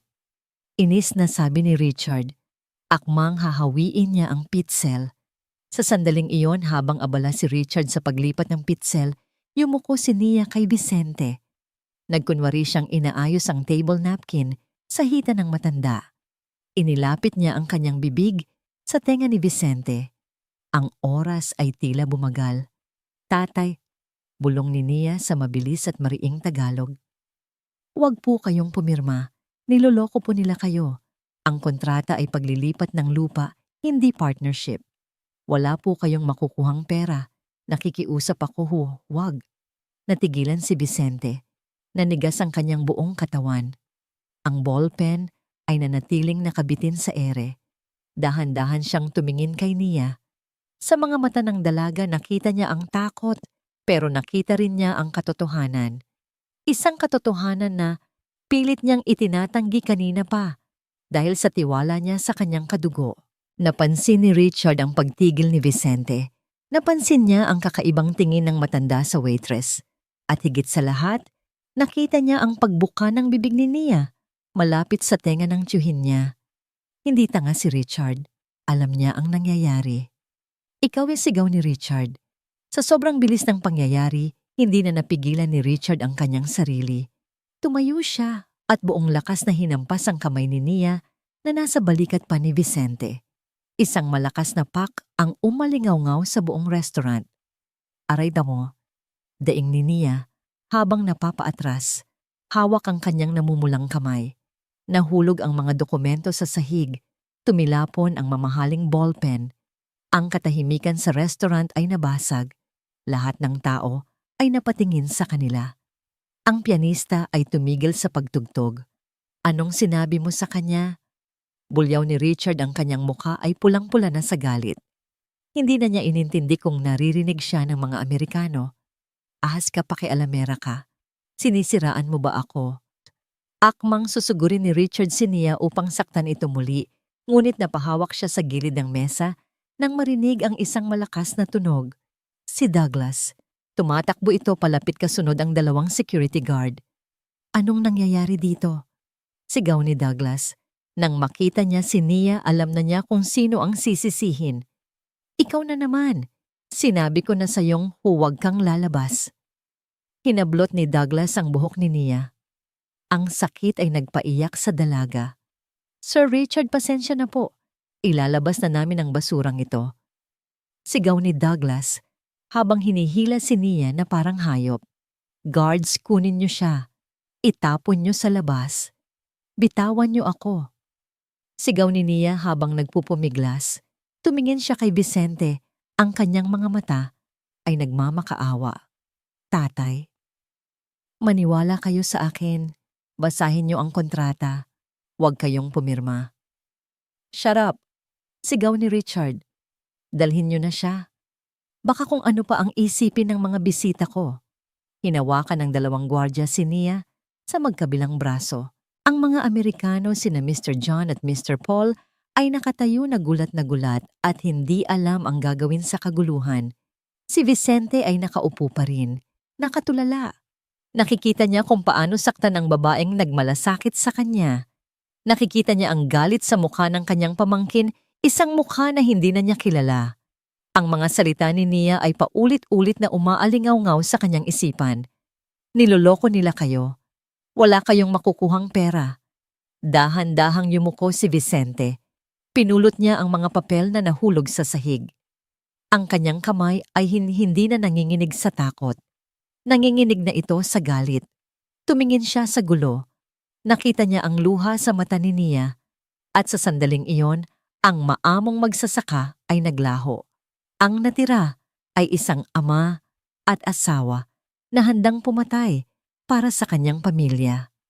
Ang tunog ng pag-urong ng mabigat na upuang mahogani ni Vicente ay umalingaw-ngaw sa buong dining area ng Casa de Oro. Hindi ito isang simpleng tunog. Ito ay parang isang babala na bumasag sa lahat ng kasinungalingan sa loob ng silid.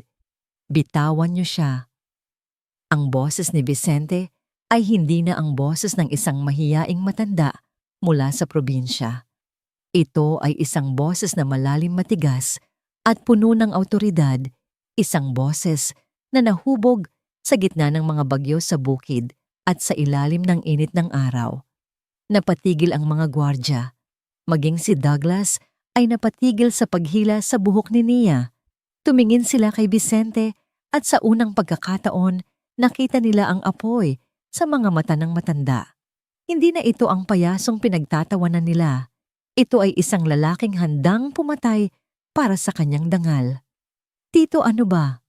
Sigaw ni Richard habang pinupunasan ang kanyang basang pantalon. Hayaan mo sila. Ang babaeng ito ay sumisira sa deal natin. Lumapit si Vicente kay Douglas. Ang bawat hakbang niya ay may bigat na tila yayanig sa sahig na marmol. Hinawakan niya ang kamay ni Douglas na nakasabit pa rin sa buhok ni Nia. Ang hawak ni Vicente ay kasing tigas ng bakal. Sabi ko, bitawan mo siya. Bulong ni Vicente, ang kanyang muka ay ilang pulgada lang ang layo sa mukha ng manager. Kung hindi sisiguraduhin kong ang restaurant na ito ang huling makikita mo bago kita dalhin sa pulisya. Sa takot, binitawan ni Douglas si Nia.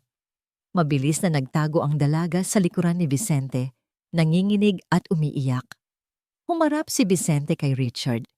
Pagkatapos tumingin siya kay Mr. John at Mr. Paul na nakatayo na at mukhang nalilito. Richard, sapat na ang dula-dulaan, sabi ni Vicente sa Tagalog. Hiha, baling niya kay Nia. Sabihin mo sa kanila sa wikang Ingles na gusto kong malaman ang bawat salitang nakasulat sa papel na ito. Ngayon din. Kinuha ni Nia ang mga dokumento mula sa sahig.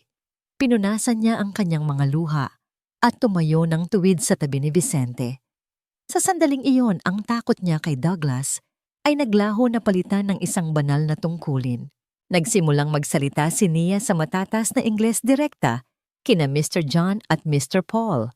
Gentlemen, panimula ni Nia ang kanyang boses ay malinaw at matatag. This contract is not a partnership. It is a full transfer of land ownership to Richard Valdez for 0 pesos. The translation Richard gave you was a lie. This man Vicente needs the money for his wife's surgery, but Richard's contract gives him nothing but poverty. Nanlaki ang mga mata ni Mr. John. Tumingin siya kay Richard na ngayon ay namumutla na. Is this true, Richard? No, she's lying. She's just a crazy waitress. Sigaw ni Richard sa Ingles. Humarap si Richard kay Vicente na wala na ang kanyang pasensya. Tito, huwag kang maniwala sa kanya. Pinapahamak niya tayo. Pirmahan mo na to. Inabot ni Richard ang kamay para hablutin ang mga papel, ngunit mas mabilis si Vicente. Kinuha ni Vicente ang baso ng tubig sa mesa, ang baso na kanina pa niya gustong inumin, pero pinagkaitan siya dahil sa takot. Isang mabilis na galaw. Ang tubig ay humampas sa mukha ni Richard, isang matinding saboy na nagpaatras sa lalaki. Ang mga yelo ay tumama sa kanyang noo at ang malamig na likido ay pumasok sa kanyang ilong at mata. Bastardo, sigaw ni Richard habang hinihimas ang kanyang mukha. Iyan ang pambayad ko sa lahat ng pananakit mo sa binti ko sa ilalim ng mesa. Sabi ni Vicente, ang boses ay kasing lamig ng yelong isinaboy niya. Iyan ang pambayad ko sa pagtawag mo sa akin na ignorante at amoy dumi. Tuluyan nang bumigay ang maskara ni Richard. Ang kanyang pagiging disenteng negosyante ay natunaw at lumitaw ang isang halimaw na puno ng inggit at puot. Tumawa siya ng malakas, isang tawa na nakakakilabot pakinggan. Oo, ignorante ka naman talaga, Vicente. Bulyaw ni Richard, hindi na siya nagtatago. Isang matandang mabaho, amoy lupa. Tingnan mo ang sarili mo. Mukha kang basahan sa loob ng sikat na lugar na ito. Akala mo ba talaga ay pakikinggan ka ng mga Amerikanong ito kung wala ako? Wala kang silbi. Isang nulo. Isang hayop na marunong lang humawak ng araro. Dinuro ni Richard ang dibdib ni Vicente. Ako ang may utak. Ako ang nag-aral, ako ang naghirap para makuha ang deal na ito. Nararapat lang na mapunta sa akin ang lupa mo dahil hindi mo alam kung paano ito gamitin. Ibibigay ko lang ang sapat para hindi ka mamatay sa gutom. Pero ang yaman akin yon, karapatan ko yon. Lahat ng tao sa restaurant ay natahimik. Maging sina Mr. John at Mr. Paul, bagamat hindi naintindihan ang bawat salitang Tagalog, ay naramdaman ang tindi ng kasamaan sa boses ni Richard. Hinawakan ni Vicente ang dulo ng kanyang maluwag na Amerikana, ang damit na binili ni Richard para ipahiya siya. Sa isang biglang hila tinanggal niya ang coat at itinapon ito sa sahig sa tapat ng mga sapatos ni Richard. Ang damit na ito ay katulad mo, Richard, sabi ni Vicente nang may malalim na pait. Makintab sa labas pero basura ang nasa loob. Nagkamali ako. Akala ko ay kadugo kita. Akala ko ay mahal mo si Luz Biminda. Pero ang totoo, ikaw ang pinakapulubi sa ating dalawa. Dahil kahit wala akong pera, may dangal ako. Ikaw, kahit balutin mo ang sarili mo ng ginto, mabaho ka pa rin sa paningin ng Diyos. Bumaling si Vicente kay Nia. Hiha pakisabi sa mga ginoong ito. Kung gusto nilang makipagnegosyo sa isang tunay na magsasaka, bukas ang pinto ng aking bukid. Pero kung gusto nilang makipag-usap sa isang magnanakaw, nandyan si Richard. Isinali ni Nia ang bawat salita ng buong tapat. Isang matinding katahimikan ang bumalot. Pagkatapos si Mr. John ay humakbang pasulong, tumingin siya kay Richard ng may matinding pandidiri. Richard, sabi ni Mr. John sa Ingles, ang boses ay parang hatol ng korte. The deal is off, and I will make sure the authorities hear about this attempted fraud. Get out of my sight before I call the police myself. But Mr. John, get out! Sigaw ni Mr. John. Lumapit ang mga gwardya sa pagkakataong ito, hindi kay Nia kundi kay Richard. Hinawakan nila si Richard sa magkabilang braso. Ang lalaking kanina ay mayabang at mapagmataas, ay kinaladkad ngayon palabas ng restaurant sumisigaw at nagmumura habang ang kanyang sapatos ay nag-iiwan ng marka sa sahig na pilit niyang pinangalagaan. Naiwan si Vicente nakatayo ng tuwid sa gitna ng restaurant, suot ang kanyang lumang polo shirt. Ang kanyang anyo ay hindi nakatawa-tawa. Sa ilalim ng mga ilaw ng chandelier, nagmukha siyang isang hari na katatapos lang mabawi ang kanyang kaharian. Lumingon siya kay Nia at ngumiti. Isang tunay na ngiti. Ang dalaga ay umiiyak pa rin, pero sa pagkakataong ito ay luha ng kalayaan. Ang katarungan na tila napakalayo kanina ay narito na sa wakas. Ang katahimikan na bumalot sa Casa de Oro, matapos kaladkarin palabas si Richard, ay unti-unting napalitan ng isang mahinang bulungan hanggang sa mauwi ito sa isang masigabong palakpakan. Ang mga bisitang kanina ay nakatingin.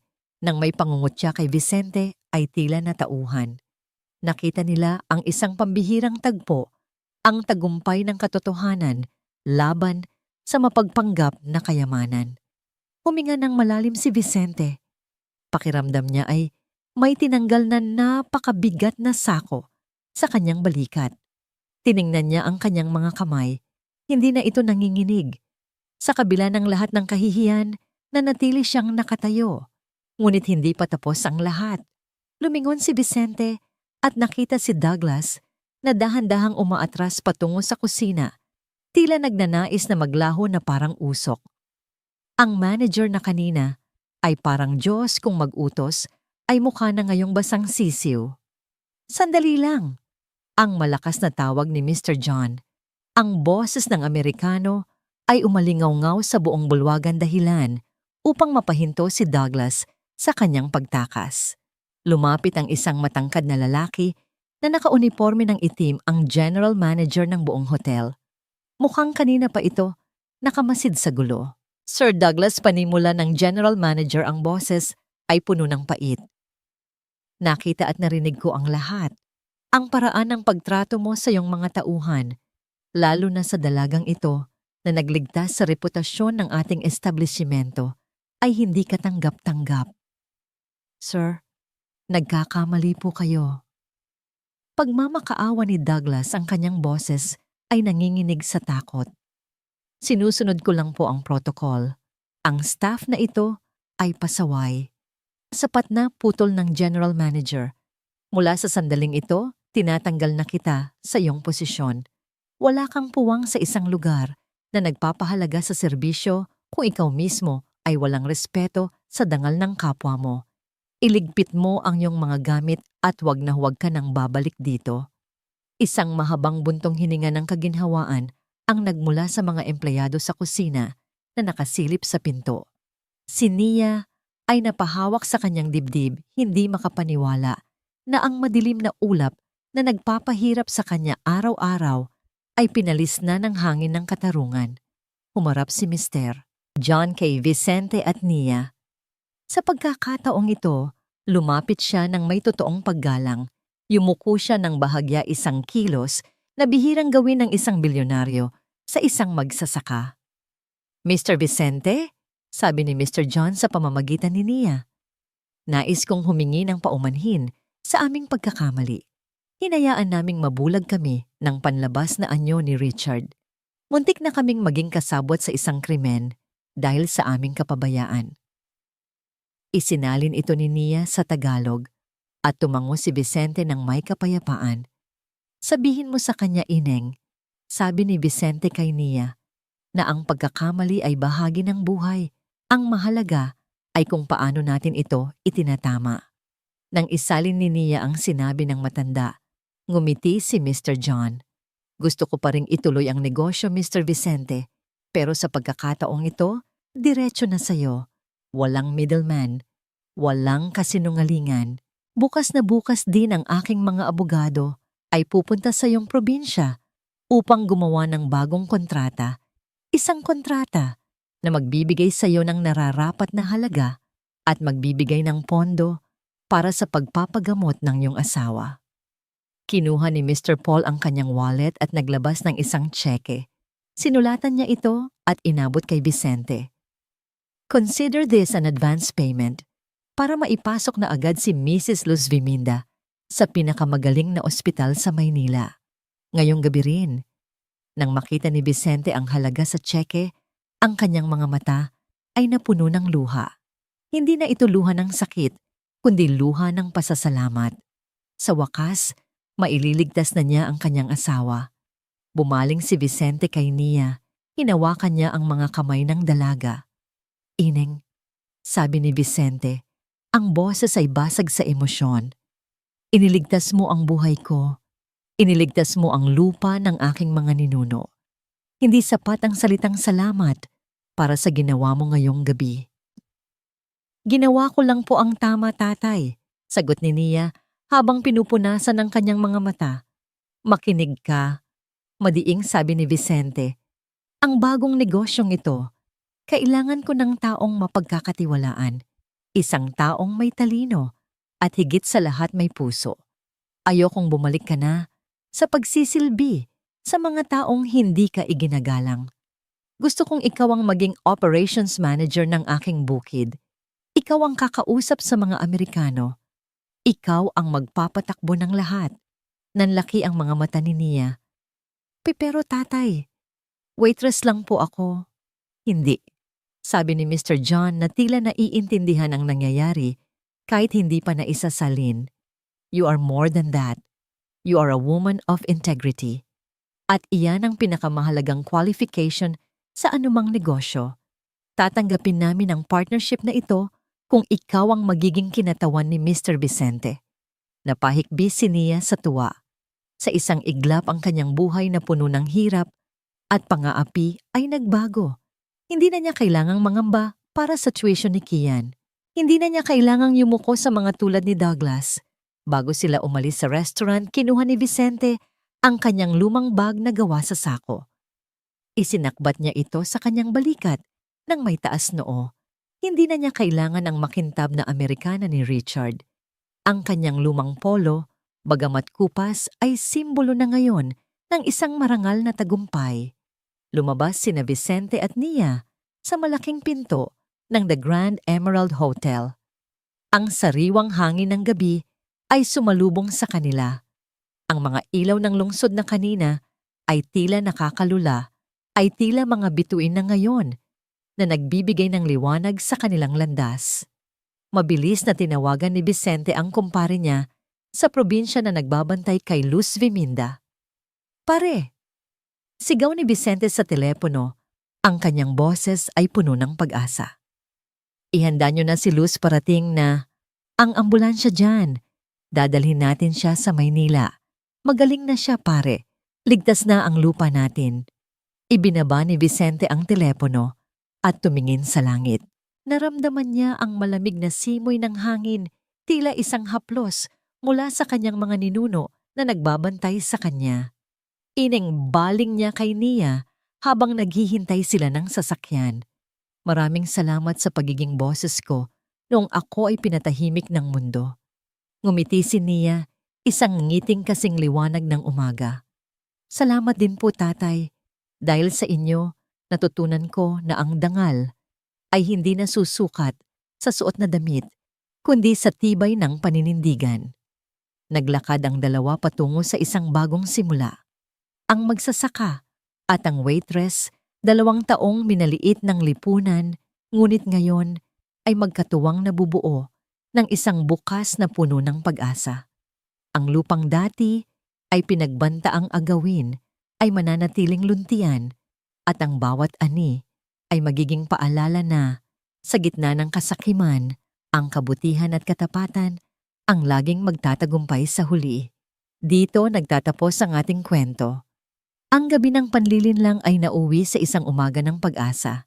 At sa malayong probinsya ng San Isidro, ang hangin ay muling umiihip, dala ang balita na ang kanilang bayani ay pauwi na dala ang katarungan at ang panggamot sa pusong naghihintay.